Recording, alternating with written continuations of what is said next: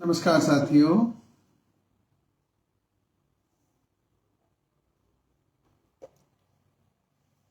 बहुत बहुत नमस्कार आप सबको। हम एक ऐसे समय पर बात कर रहे हैं जब हमारा पूरा वर्ग एक बहुत बड़े असमंजस और एक बहुत बड़ी व्याकुलता से निकल रहा है। श्री रूप सिंह जी, श्री वीर सिंह जी, श्री रामोतार जी, शेर सिंह जी, लेखक विजय खटाना जी, हम सब जुड़े भी और आप बाकी साथियों को भी जोड़ें, क्योंकि इस 30-40 मिनट की बात में हमें लगभग 30 वर्ष की बात पूरी करनी है।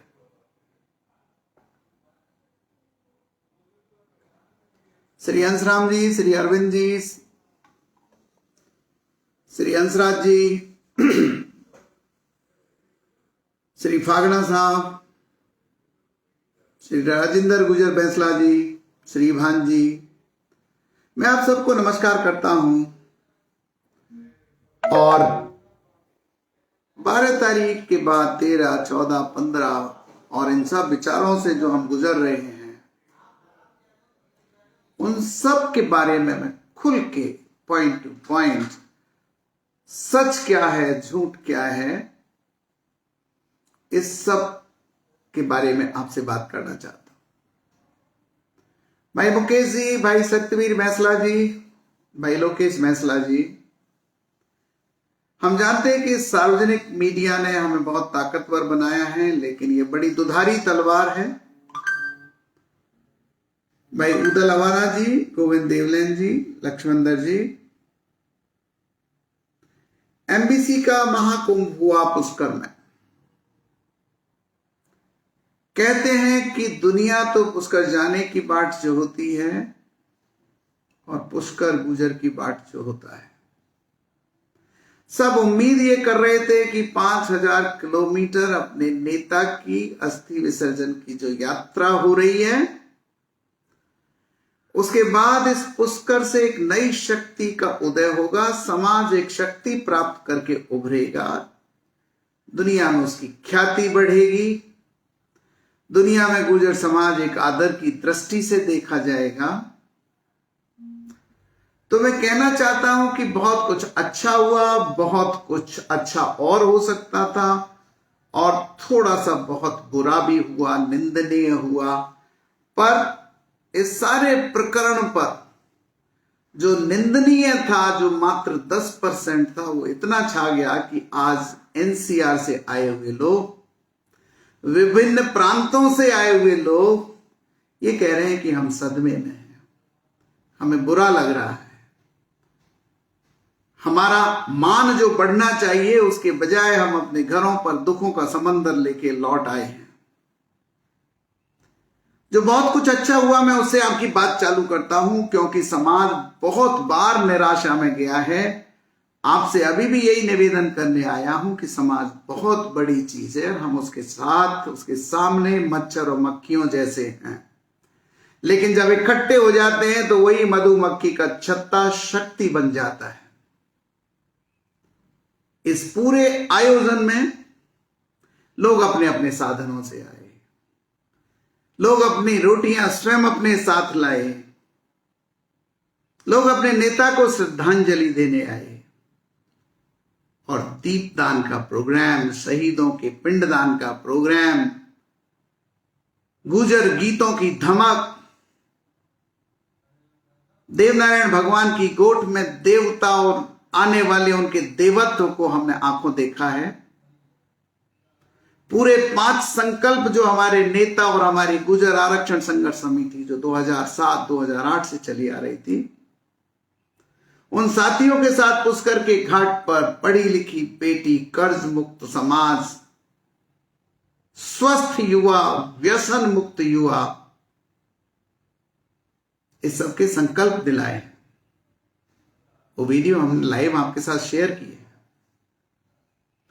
बहुत कुछ अच्छा जिसको होने की उम्मीद थी। मैं आपको ये सब इसलिए बता रहा हूं कि मैं इस आयोजन का हिस्सा नहीं हूं, मैं आरक्षण संघर्ष समिति का सदस्य नहीं हूं आज की तारीख में, और इस पूरी यात्रा में जैसे आप एक आम आदमी थे, वैसे ही एक आम आदमी की हैसियत और कर्नल साहब का एक सहयोगी होने के नाते मैं उनके साथ था।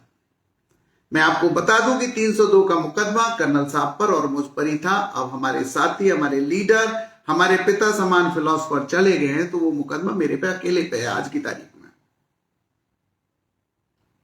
हम उम्मीद कर रहे थे कि जब बड़ी बड़ी इस सभा में समाज बोलेगा कि हमें 9वीं सूची में चाहिए अस्थायी आरक्षण, तो ये हमारी बात दूर तक जाएगी।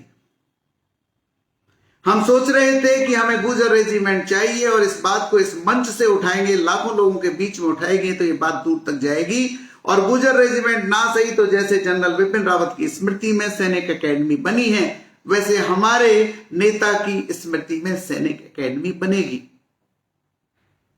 हम बात करना चाहते थे कि हमारी कुरीतियां, चाहे वो नुक्ता हो, चाहे वो बिजारों का विवाह हो, चाहे कर्ज लेकर कुरीतियों में इन्वेस्टमेंट का हो, उनको लोग यहीं छोड़ के जाएंगे इसी पुष्कर में और पाई पाई बचाकर एजुकेशन पर खर्चा करने का संकल्प लेके जाएंगे। हम चौथा पॉइंट डिस्कस करना चाहते थे, जो बकाया नौकरी और बैकलॉग है, जिसके लिए हमारे बच्चे बिलबिलाते फिर रहे हैं, चाहे वो एमबीसी का 373 का बैकलॉग हो, चाहे वो पिछले 4 साल की नौकरियां। देवनारायण बोर्ड के लिए अधिक बजट, अधिक स्कूटी चाहेंगे, यूनिवर्सिटियों की डिमांड करेंगे। ये बहुत कुछ हो सकता था। जो विद्रूप दृश्य हुए थे उनके नीचे दब गया। जो बहुत निंदनीय था वो ये था कि सारे ही मीडिया ने इस सारे 2 दिन के आयोजन को 1 लाख गुर्जर समाज की उपस्थिति को केवल जूता चप्पलों का आयोजन में तब्दील कर दिया। किसी भी राष्ट्रीय न्यूज़पेपर में, किसी भी अंतर्राष्ट्रीय मीडिया में इस घटना की कोई रिपोर्टिंग नहीं हुई। कहीं पर 2 लाइन, कहीं पर 1 लाइन। अदरवाइज हम उम्मीद कर रहे थे कि जिस गति से एमबीसी समाज शक्ति बन के उभर रहा है, ये गिनीज बुक में रिपोर्ट होगी, लिम्का बुक ऑफ रिकॉर्ड्स में जाएगी। पर कुछ स्वार्थपरक लोगों ने, जो इस सारे आयोजन का फायदा केवल खुद के लिए ही करना चाहते थे, कुछ इस पक्ष में, कुछ उस पक्ष में, जिनकी प्लानिंग खुद प्रशासन को नहीं मालूम, जिनकी प्लानिंग खुद अपने सहयोगियों को नहीं मालूम, उनकी इस आयोजन से ऐसा दृश्य बना कि जिसमें जूते और चप्पल शरीफों पर भी पड़े, शहीदों पर भी पड़े। उस कर्नल साहब की जो मिट्टी पर मूर्ति बनी हुई थी उस पर भी पड़े और चलते चलते पूरे समाज पर पड़ गए। एक शायर ने क्या बहुत बढ़िया कहा है कि कोहनी पर टिके हुए लोग, गमलों में उगे हुए लोग करते हैं बरगद के जैसे बड़े लोगों की बातें। भाई 1998 में बनी थी किसी बरगद के पेड़ में उन 10 व्यक्तियों की एक कमेटी बनी थी, जब कर्नल साहब के साथ मजाक में, जिनको वो नादिया कहते थे, कैप्टन हरप्रसाद, कैप्टन जगराम जी, भीम साहब, मास्टर शीशराम जी और हम जैसे उस जमाने की युवा में अपनी नौकरी और अपने बच्चों को पालते हुए लोग, चाहे वो मैं हूं, चाहे वो एडवोकेट साहब हो, चाहे डॉक्टर मानदाता जी हो, बहुत सारे ऐसे लोग थे जो केवल इस हुजूम में जुड़े थे कि हमें आरक्षण मिलेगा। हमारे कई भाई कहते रहते हैं डॉक्टर का क्या लेने देना। शायद हवाई की पहली मीटिंग हुई थी 1998 में दूदू में, जहां राजनेताओं को एंट्री नहीं थी। गुर्जर आरक्षण का पहले द्वंद्व वहां से बजा था, धुंधवी।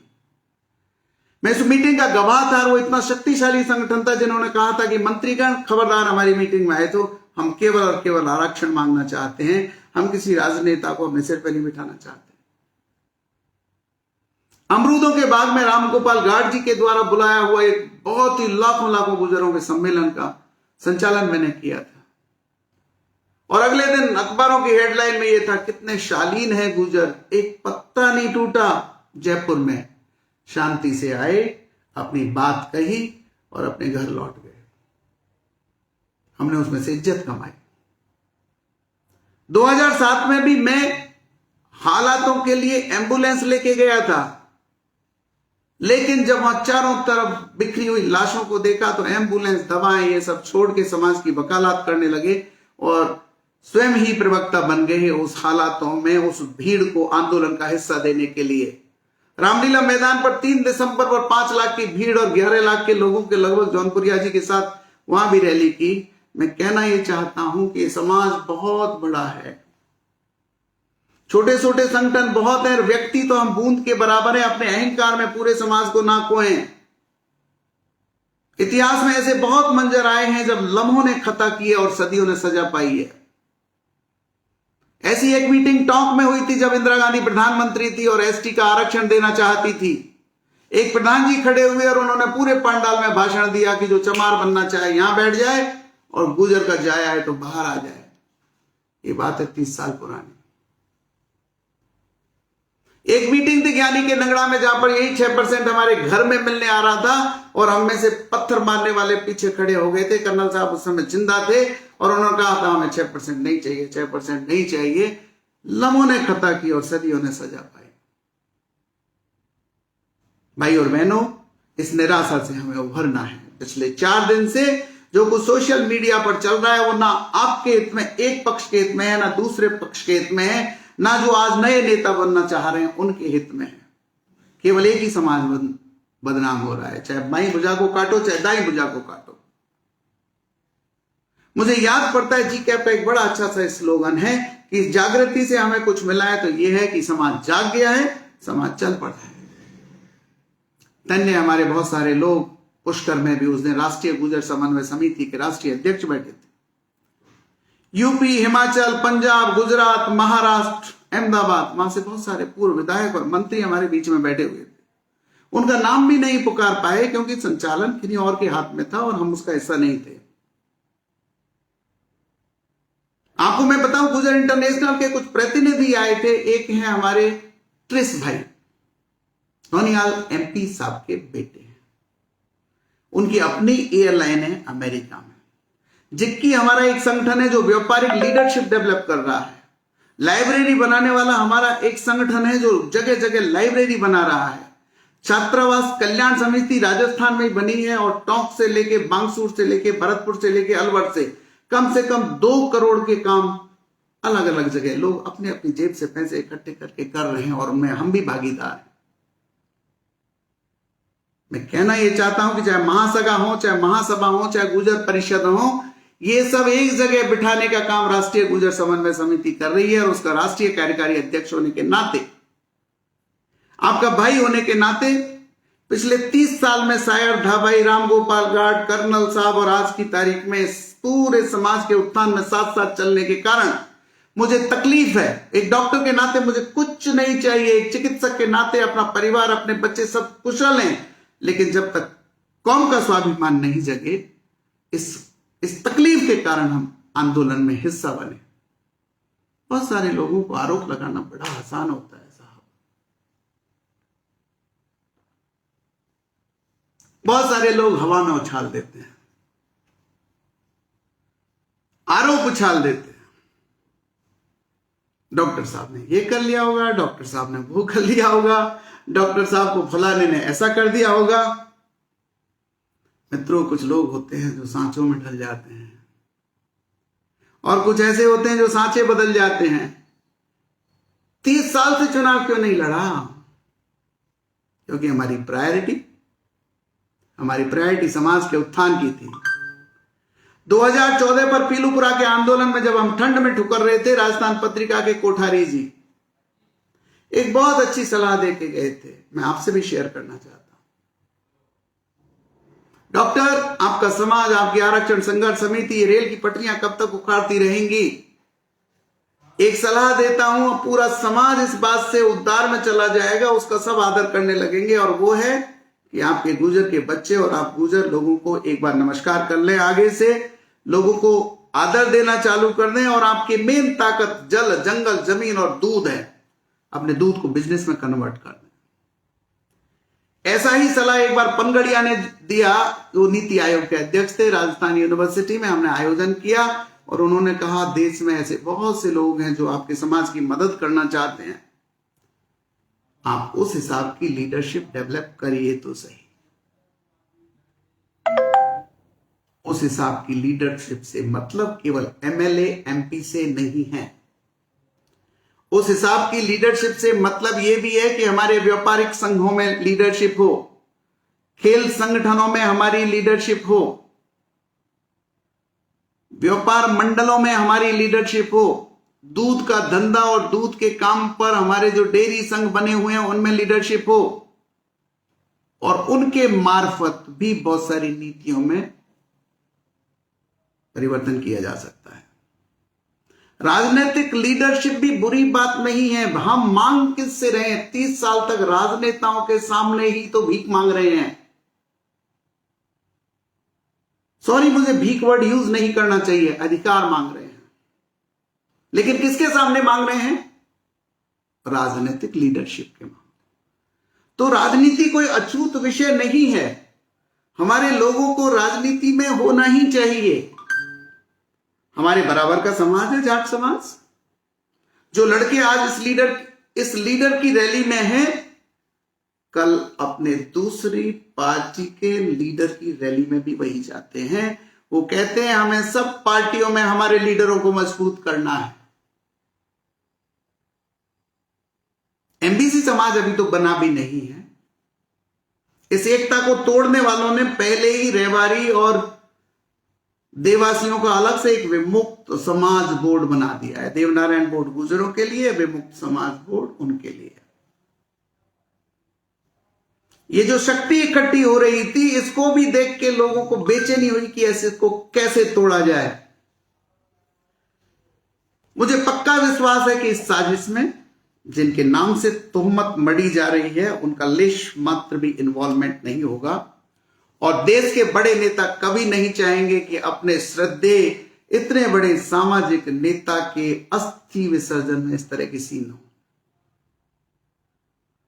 परंतु ये बात वहां हुई। उस बात के ऊपर मुकदमा भी गुजरों पे ही हुआ, चाहे वो भाई सांवरमल हो, चाहे वो गिरधारी हो, चाहे वो गोपाल गुजर हो, चाहे विक्की गुजर हो, जगमाल गुजर हो, और इसकी तफसीस भी गुजर करेगा अपनी मोगरी अपना सिर। बहुत अच्छा लिखा है बहुत सारे भाइयों ने सोशल मीडिया पर कि एक वो था लाल पगड़ी वाला जो अपने हर व्यक्ति को मुकदमों से बचाता था। आज भी जन जन की यही भावना है, मैं आपके साथ हूं और इन बच्चों के मुकदमे ना हो, इन बच्चों की बहाली हो, इसके लिए जो सहयोग बनेगा पूरे समाज को जाजिम पर बिठाकर इनको कभी प्रताड़ित नहीं होने देंगे। ये अपने घर में अपनी बात नहीं कहेंगे तो और कहां कहेंगे। लेकिन फिर भी वो जूते चप्पल वाले सीन का मैं समर्थक नहीं हूं। बात कहने के और भी तरीके हो सकते थे। हमें किसने पढ़ा दिया कि जो आज मंत्री हैं इनकी वजह से हमारे मुख्यमंत्री नहीं बन पा रहे हैं? हमारे हीरो, हमारे दिल के राजा, हमारे बनने वाले मुख्यमंत्री से भला बच्चा बच्चा प्यार करता है। हम कौन होते हैं उनको इस तरह से बदनाम होता देखते रहें? सबकी अपनी अपनी मेहनत है। आज इस पार्टी में भी हमारे लोग होने चाहिए, तो दूसरी पार्टी में भी हमारे नेतृत्व होना चाहिए, तो तीसरी पार्टी में भी होना चाहिए। क्या वहां पर सर्व पार्टियां नहीं थी? क्या वहां पर एक पार्टी, दो पार्टी, तीन पार्टी, चार पार्टियों के लोग नहीं थे? मित्रों, देश में हमारा नरेशन ये है, गुजरों को कैसे जाना जाता है। आज 7 MP हैं संसद में, उनको इस तरह से जाना जाता है कि ये पैसे वाले लोग हैं, पैसे से टिकट खरीद लेंगे, पैसे से चुनाव लड़ लेंगे, और जब हमारे इश्यूज पर संसद में बहस होने का मौका आएगा तब कोई नहीं बोलेगा। केवल एक सांसद है जिसने 200-300 प्रश्न लगाए हैं, श्री मलूक नागर जी ने। इनके अलावा 1 या 2 प्रश्न खाते में आते हैं। मैं आपको अपना अनुभव बना रहा हूं। जब जेटली साहब से हम मिले आंदोलन के दौरान और उनको अपनी व्यथा बताई, तो उन्होंने पूछा, अच्छा सच में गुजर डिजर्व करते हैं क्या आरक्षण? पूरे देश का डेलीगेशन लेके जॉर्ज फर्नांडिस के पास में गए कि गुजर रेजिमेंट होना चाहिए। हमारा बंदा विक्टोरिया चक्र लाता है, पद्मश्री लाता है, लेकिन 5 राजपूत के खाते में लिखा ही जाता है। हम कब तक अपनी इन कुर्बानियों को किसी और समाज के खाते में लिखेंगे? तो उन्होंने कहा, क्या सच में गुजर समाज ऐसा है? मैं कहना यह चाहता हूं कि राष्ट्र लेवल पर, राज्य लेवल पर, जानबूझकर साजिश के तहत हमारी इमेज ऐसी बनाई जा रही है जैसे ये तो बड़ा अनुशासनहीन समाज है, ये तो जूते चप्पल चलाने वाला समाज है, ये तो लाठी भांजने वाला समाज है, ये अगर शहर में मीटिंग करने आ जाएगा तो शहर लुट जाएगा। हमारी अच्छी शालीनता से हम अपनी इस इमेज को बदल सकते हैं। मेरे एक प्रिय भाई ने कहा, डॉक्टर साहब आपकी शालीनता को ना लोग कायरता समझते हैं। मैं आपसे फिर निवेदन करता हूं, शालीनता और दूसरों को आदर देकर ही हम अपने समाज को मजबूत और सभ्य बना पाएंगे। यूपी में अभी पिछले 3 महीने पहले जब चुनाव हुए, एक ही मिनिस्टर बना और वहां पर जब हमारे बहुत सारे स्वयंभू, यूपी में बहुत पैसे वाले और बड़े बड़े नेता हैं, वहां के मुख्यमंत्री से कहा कि हमारा एक ही क्यों और वो भी राज्य मंत्री ही क्यों? उन्होंने कहा 1.4% हो, और क्या चाहते हो?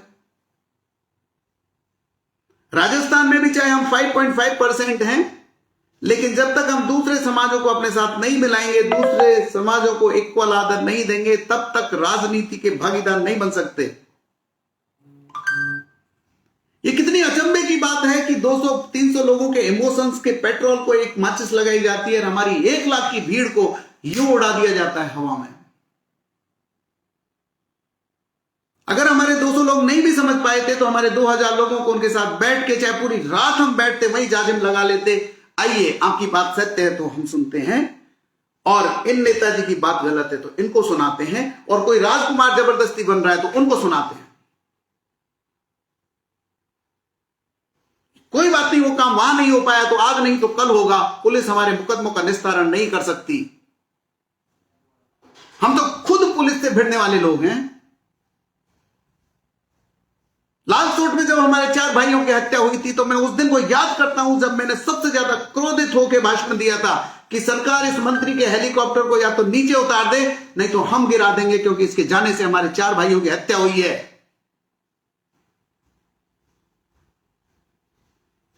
आपको अगर सबको अपनी लीडरशिप करनी है, हमारी युवा शक्ति को अपनी बाहों का जोम दिखाना है, तो संगठनों में लीडरशिप करिए, अपनी पार्टियों में पदों को हासिल करें। पार्टी के पदाधिकारी जब आपके गांव और खेत खलियान में, आपके शहर में आते हैं तो अपना एजेंडा उनको दें। अपने भाई को आगे बढ़ाएं कि इसको हमारे संगठन का प्रधान बनाइए, इसको सेक्रेटरी बनाइए।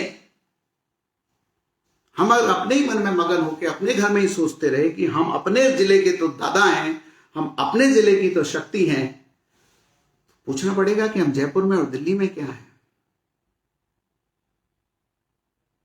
बहुत अच्छी मेरे एक भाई ने कल एक बात कही कि हमको अपने अच्छे लीडरों की नकल करनी चाहिए। हाँ जी, करनी चाहिए। हमें केवल एमएलए एमपी बनने से काम नहीं चलेगा। अगर किसी ने 6 कॉलेज खोले हैं तो हमें उसकी नकल करनी चाहिए। अगर किसी ने 4 दूध का दूध बेचते हुए पारस डेयरी बनाई है तो हमें उसकी नकल करनी चाहिए। अगर किसी ने लेक्चरर रहते हुए एक यूनिवर्सिटी बनाई है, 6 कॉलेज बनाई थी, तो हमें उसकी लीडरशिप की शरण लेनी चाहिए। और ये काम हो रहा है। हमारी युवाओं की शक्ति को हमें खेल में लगा देना चाहिए। आज ग्रामीण खेल आए हैं, कल ओलंपिक आएंगे, कल हो सकता है आपके बेटे बेटियां उनमें मॉडल लेके आए। स्वामी विवेकानंद कहते थे, हमें खाली पीली ढोल नहीं चाहिए, जिंदाबाद नहीं चाहिए। अपनी कौम के लिए जो पसीना बहाए ऐसे युवा चाहिए। हमें लाखों की भीड़ नहीं चाहिए, 100 संगठित विचार पर, एक ही विचार पर, एक ही तलवार की धार पर चलने वाले लोग चाहिए। जब दादरी में मेहरभोज प्रकरण हुआ, मुख्यमंत्री के दबाव की वजह से, एक और समाज के दबाव की वजह से रातों रात मूर्ति पर गुर्जर सम्राट मेहरभोज में से गुर्जर हटा दिया गया। 144 धारा यूज कर दी गई। परसों की घटना है, पिछले 5-6 महीने पुरानी घटना है। हम राजस्थान से पहुंचे, कुछ लोग हरियाणा से पहुंचे। चौधरी अनंतराम साहब और चंदीला जी मेरे साथ थे। वहां देखा कि 15 ही लोग हैं। हम 15 ही सड़क पर बैठ गए और हमें 15,000 पुलिस ने घेर रखा था। दादरी से तो हमें कुछ लेना देना नहीं था, लेकिन हमें स्वाभिमान से लेना देना था कि सम्राट गुर्जर, सम्राट मेहरभोज हमारे थे। देवनारायण भगवान के गुर्जर महाराज के सामने से गुर्जर हटा, इससे हमें तकलीफ हुई। पन्नाधाय के नाम के आगे से गुजरी माता पन्नाधाय हटा, इससे तकलीफ हुई। तो हम जब लेट गए तो हमें मारते पीटते बसों में पटक के जेल ले गए लोग। और तब आप जैसे युवाओं ने फेसबुक पर ये चला दिया कि गुर्जर नेताओं को जेल लेगा गया। ऐसी शक्ति है मेरे समाज में कि सूचना मिल जाए, अपने लोगों को पिटते हुए नहीं देख सकते। पुलिस अत्याचार करे ये बर्दाश्त नहीं है। और दोपहर होते होते पूरी जेल को वहां के 10,000 भाइयों ने घेर लिया, शाम तक छोड़ना पड़ा। मैं यही आपसे निवेदन करना चाहता। अपनी शक्ति को संगठित करिए। पहले शिक्षा पर ध्यान दीजिए, पहले पढ़ लिख के योग्यता पर ध्यान दीजिए, उसके बाद में 10, 100, 1000 के ग्रुप में संगठित होइए और संगठित विचारों से पार्टियों को प्रभावित करिए। ये होगी हमारे आने वाले समय की लीडरशिप। पुष्कर जैसे कांड होते हैं, निकल जाते हैं, समाज 10 दिन के लिए निराशा में रहता है, फिर उठ खड़ा होता है। और मुझे उम्मीद है कि हमारे समाज में बहुत ताकत है, बहुत अच्छे अच्छे लोग भी हैं जो उठ खड़े होंगे। 3 दिन से ये फोन सुन सुन के मैं बहुत ही व्यथित हूं। लोग कहते हैं भाई साहब सदमे में पड़े हैं, हम निराश पड़े हैं। अगर हम एक घटना से ऐसे टूट जाएंगे तो हम 30 साल से जिस तरह से चलते हुए आए हैं, बहुत लोग मिले जिन्होंने एसिड पटका है, बहुत लोग ऐसे हैं जिन्होंने बुरे बुरे आरोप लगाए हैं, बहुत सारे ऐसे लोग मिले हैं, ये तो आ जाते हैं एमएलए बनने, एमपी बनने, पैसे लेने। इस सरकार के तंत्र में जब घुसते हैं तो आपको पुर्जे पुर्जे काटा जाता है। अपने समाज के हित में बात करने वालों को दंडित किया जाता है। रीसेंट उदाहरण है सांसद श्री मलूक नागर जी का। क्या गुजर गुजर क्वेश्चन उठाते हो संसद में, सारी दुकानों पर ईडी के छापे पड़ गए। मैं आपसे पुनः निवेदन करता हूं, नेतागिरी करिए, अवश्य करिए। अपने नेताओं को सपोर्ट करिए, सांगठनिक रूप से करिए। जिसने बुरा किया उसका विरोध करिए, उसके घर जाके करिए, उसके सामने करिए, उसका घेराव करिए। लेकिन जहां पर अपनी खुद की ही सभा हो, जहां पर दुनिया का इंटरनेशनल मीडिया हमें देख रहा हो, वहां पर निपटने के बजाय हम अपने बंद कमरे में निपट लेंगे। हमें अपने कार्यकर्ताओं को ट्रेनिंग देनी है तो किसी केडराइज्ड वर्कर की तरह बंद हॉल में कर लेंगे।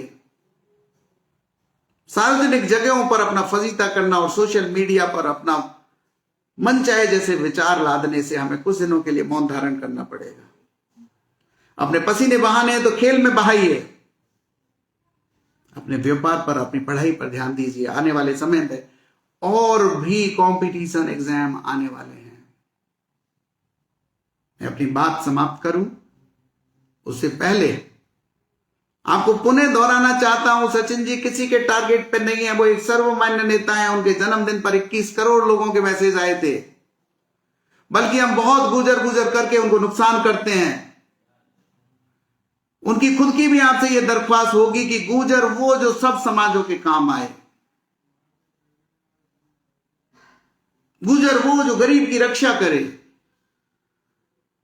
इसलिए अगर 1-2 लोगों ने सचिन पायलट को टारगेट करके कुछ टीका टिप्पणी की भी है, हम उसकी भी निंदा करते हैं, हम उसकी भी घनघोर निंदा करते हैं। और हम चाहते हैं कि हमारे 5 भाई या इनके साथ और भाइयों को भी, जिनके भी मुकदमेबाजी पुलिस की हुई है, क्योंकि आयोजन गुजर समाज का था, ये कोई सरकारी आयोजन नहीं था, ये कोई राजकीय आयोजन नहीं था कि 15 अगस्त में कुछ गुंडे आ गए और उन्होंने, इसमें कोई राजकाज की बाधा नहीं है। श्रीमान अंतराम जी जो हमारे राष्ट्रीय अध्यक्ष हैं, उन्होंने भी ये कहा है कि हर हाल में इन बच्चों की मदद होनी चाहिए, इन पर कोई भी तरह का पुलिसिया कार्रवाई नहीं होनी चाहिए। तो बंदरों की लड़ाई में तीसरा व्यक्ति कंधे पर रखे बंदूक चला दे, साजिशों को हम समझेंगे। आने वाले टाइम पर जरूर जरूर एक दूसरे का हाथ पकड़ के फिर खड़े होंगे। कुछ लोगों को सुझाव आया था, ये समिति किसने बना दी, ये समिति किसकी है? मैं तो आपको ये बताना चाहता हूं कि ना तो मैं समिति के बनने में था, ना इसका कोई पदाधिकारी हूं।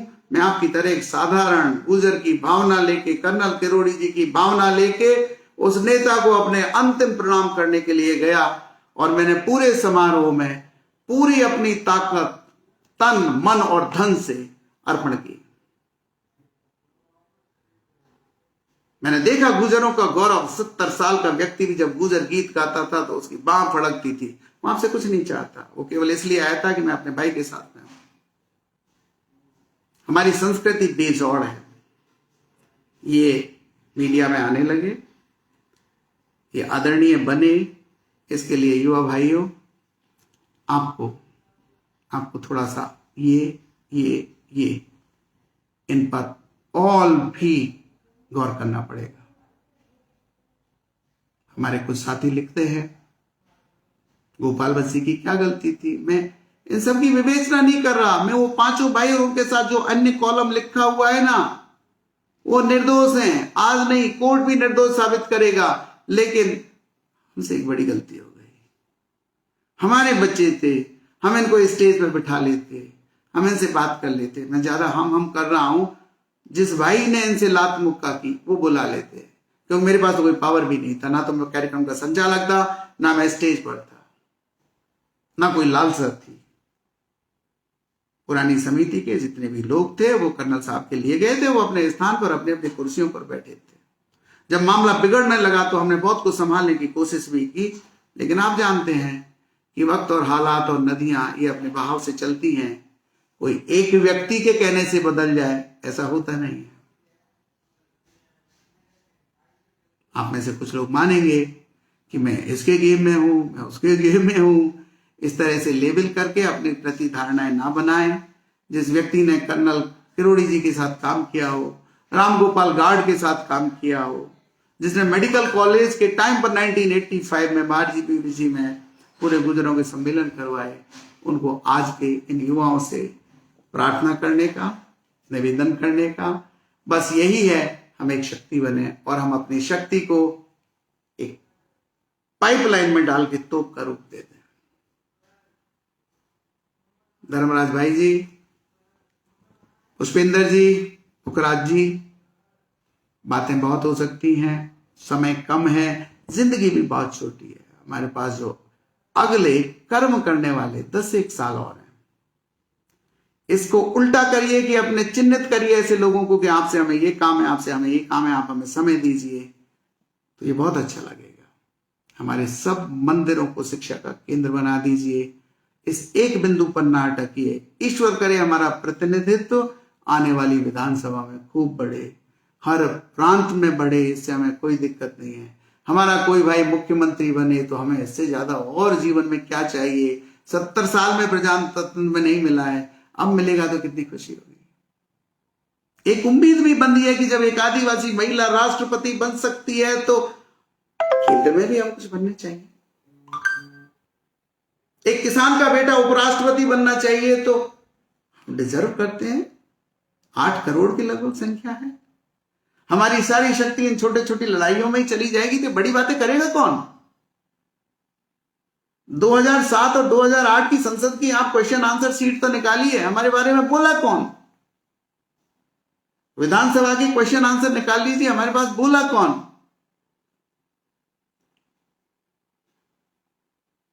आरक्षण संघर्ष समिति एक उद्देश्य विशेष के लिए बनी थी, कर्नल साहब के साथ में उद्देश्य पूरा हुआ, उस कर में वो भी विसर्जित हो गई। अब इस समाज के सभी संगठनों को दूसरी जगह सभी संगठनों के अध्यक्ष और सचिवों को बुला के तय करना पड़ेगा कि क्या एक व्यक्ति, एक संगठन समाज से भी ऊपर हो सकता है। क्या कोई खुले में इस तरह का वार्तालाप और अपमान करेगा समाज का और सभी भाई उसको अलाउ कर देंगे क्या। एक छोटा सा वाक्य हुआ था 2018 में। माननीय सचिव जी की कोई रैली थी करौली में और आदरणीय कर्नल साहब ने उसका विरोध कर दिया था। हमसे भी ज्यादा समझदार हमारे ग्रामीण भाई, कैमरी के पंच, तेरे गांव चांदन गांव के पंच, सभी नेड़े के लोगों ने जाके कर्नल साहब को यह समझाइश दी थी कि कर्नल साहब वो हमारे हीरो हैं, वो हमारे मुकुट हैं, इस तरह के संदेश खराब होते हैं, आप मान जाइए, इस तरह का विरोध नहीं होना चाहिए। और वो मान गए थे। मैं समझता हूं आज भी इस तरह की समझाइश हमारे बीच में से निकलेगी। समाज जब इकट्ठा होता है, अच्छे से अच्छे लोग मानते हैं, नहीं मानते हैं तो दंड पाते हैं। समाज की जाजम ही हमारे अन्य उद्देश्यों की पूर्ति करेगी। पुलिस हमारा निर्णय नहीं कर सकती, राजनीतिक पार्टियां भी हमारा निर्णय नहीं कर सकती। राजनीतिक पार्टियों ने कहां कहां पद दिए हैं, थोड़ा बताना जरा। कितने प्रदेश अध्यक्ष हैं हमारे, कितने राष्ट्रीय महामंत्री और कितने प्रांतीय महामंत्री हैं हमारे। हम कौन सी नेतागिरी में first division, second division, third division आ रहे हैं, गौर करने की बात है। व्यक्तियों की निंदा पर हम इस बात को नहीं लाना चाहते। हमें आवश्यक है, देवनारायण भगवान भी आवश्यक है, भोणा जी भी आवश्यक है। हमें सामाजिक क्रांति के नेताओं का भी सम्मान है, हमारे राजनीतिक हीरोज का भी सम्मान है। मैं इसी विचार के साथ आज की इस टॉक को आपने इतने तीव्रता से सुना है। हर व्यक्ति कमेंट कर रहा है, हर व्यक्ति आपके, मैं सबके क्वेश्चंस नहीं पढ़ पा रहा हूं, लेकिन आपको मैं वचन देता हूं कि जब भी कोई बात बोलनी है समाज के हित में बोलेंगे। आप सबको बहुत बहुत नमस्कार, बहुत बहुत धन्यवाद। राम राम साहब।